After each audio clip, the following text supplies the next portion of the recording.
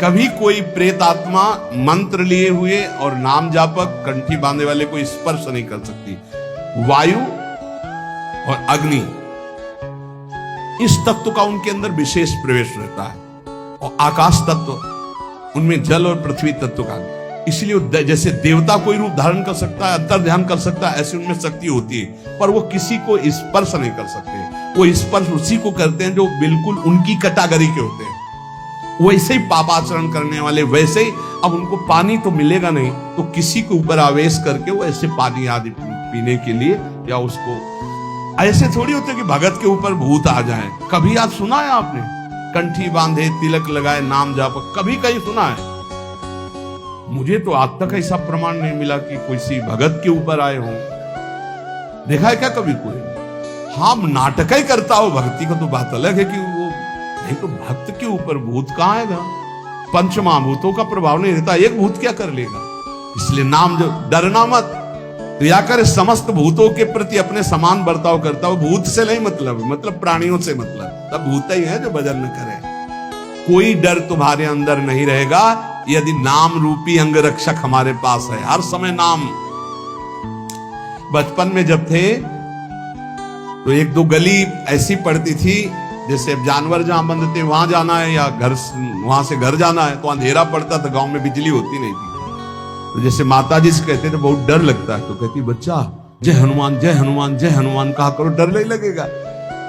उस समय बचपन में संस्कार डाले गए थे कि जब गली में पहुंचते अंधेरे में कोई भूत वूत ना हो, तो वह आंख बिल्कुल सीधी करके जय हनुमान जय हनुमान जय हनुमान जय हनुमान दौड़ के गली अंधेरे के निकल जाते थे। वही संस्कार गंगा किनारे भी काम किए। जीव से जहां भय लगता तो वहां जोर से भगवान नाम जब कीर्तन शुरू हो जाता। कभी ऐसा नहीं कि कभी दिखे नहीं, ऐसा नहीं, दिखे हैं, पर कभी भय का माहौल नहीं आया। भगवान नाम बहुत बड़ा अंग रक्षक है। नाम पहारू दिवस निश, ये बात ध्यान रख, हर समय नाम जप करो, कोई भय नहीं।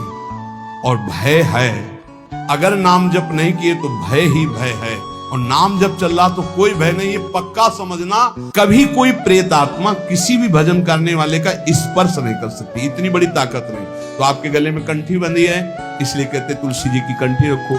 नाम जप चल रहा है, कभी कोई ब्रह्म राक्षस भूत प्रेत पिशाच अग्नि बैताल काल मारीमर कोई भी नहीं स्पर्श कर सकता। जिते विनायक शुभ शुभ, विघ्न करे नहीं कोई। एक बार थोड़ा डरे थे, कमंडल उठा करके शौच जा रहे थे। अब शौच जाने का ही समय होता, 2-3, ये तो शौचालय तो कुछ वर्षों से बने नहीं थे ही नहीं, गांव के बाहर ऐसे जंगलों में ही जाया जाता था। तो एक देखा तो नौबधू खड़ी थी, ऐसे कमंडल लिए हम अपना जा रहे तो और नई अवस्था थी। तो विचार है कि जहां पुरुष, वो उधर माताओं के अलग वो क्षेत्र होते थे, उधर पुरुष नहीं जाते थे। जिस क्षेत्र में माताएं नित्य क्रिया करने जाती थी और जिस क्षेत्र में पुरुष जाते थे माता, हमने कहा नौवधू है शायद, इसे पता नहीं यहां बैठना चाहती, तो रफ्तार बढ़ाई। जब रफ्तार बढ़ाई तो आगे देखा वो इतनी जल्दी तो क्रॉस करके जा नहीं सकती। फिर भी मन को हम समझाया नहीं नहीं नहीं है, बच्ची है, दौड़ के चली गई होगी। तो उनका फिर तो धन भन आवाज आती। हम खड़े हो गए, वो खड़े हो गए, शायद यहां सोच होना चाहते हैं। आगे बढ़े तो वो बढ़ने लगे। और गांव तो बहुत दूर छूट गया, और ये बार बार आगे पीछे। वही कौन हो? ना हमारी तरफ देखना ना, बस फिर घूंघट काट के से, अरे हमका मामला गड़बड़ है। कमंडल का पानी ढरकाया। सभी नाम जप करते हुए, वहां कुछ नहीं था, लौट के देखा कुछ नहीं, थोड़ी देर में लौट के कुछ नहीं। देखो नाम चल रहा है तो ये अनुभव करो, कोई डर नहीं तुम्हें छुएगा। इसलिए हर समय डरते रहो, नाम जप करते रहो। एक हमने एक सत्संग में प्रसंग सुनाया है। एक पुलिसमैन जो है वो ड्यूटी करके आ रहा था, नाइट ड्यूटी। रास्ते में एक नवयुवती मिली, तो उसने कहा कि मैं रास्ता भूल गई हूं और आज आप अपने घर ले चलो। उसका ब्याह हुआ नहीं था, पवित्र भाव से घर ले गया। जब घर में ले गया तो फिर उसका पवित्र भाव हो गया उस युवती का। वो तो घर ही था। सुबह निकल गई साथ, बड़ा खुश हुआ कि यार दूसरे दिन फिर वही मिली। तो उसने कहा आज तो घर नहीं बैठी होगी। बोले नहीं, कल से हमारी आपकी मित्रता होगी, हम रोज आपको यहीं मिला करेंगे। अब वो मानसिक शक्ति से युक्त वो पुलिस में, और वो प्रेत योनि को प्राप्त, जिसे चुड़ैल कहते, ऐसी वो। अब वो तो महीना भर में वो सूख गया, पीला शरीर हो गया। वैद्य के पास गया तो वैद्य ने कहा कि ऐसी दशा किसी शारीरिक सहवास से नहीं होती, तुम्हारा कोई मतलब एक अलौकिक शक्ति है जो तुम्हारा शोषण कर रहे हैं, वो स्त्री नहीं है।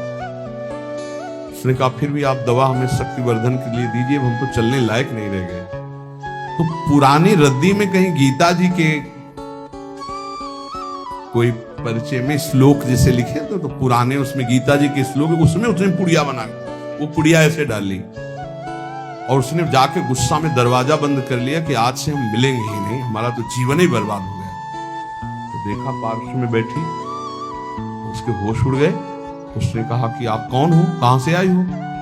वह इतने दिन से मिल रहे हो, अभी ये नहीं जान रहे कौन हो? बोले कहां से आई हो? वह झरोखे से आई। तो उसके होश उड़ गए, झरोखे से आई इसका मतलब। तो उसने कहा दूर क्यों हो, तुम आते ही हमारे को स्पर्श करती थी, आज स्पर्श। बोले पुड़िया हटाओ जेब से। उसने पुड़िया में क्या? बोले इसमें गीता का श्लोक लिखा हुआ है, मैं तुम्हें स्पर्श तब तक नहीं करूंगी जब तक ये, तो देखो तुम हमें तनिक भी प्यार करते हो तो पुड़िया हटाओ। उसने कहा पुड़िया कैसे हटा सकते हैं आप? उस दिन वो बैठी रही पर स्पर्श नहीं हुआ और समय आने पर चली गई। दूसरे दिन उसने गीता का पूरा जेब में रख लिया और जहां आती ना यदा यदा धर्मस्य ग्लानिर्भवति, आना ही बंद हो गया। गीता जी, भगवान का नाम, भगवान की लीला, भगवान की चरित्र, तुलसी जी चरणामृत, ये हम सब सेवन। रज रानी हमको भूत लगेगा?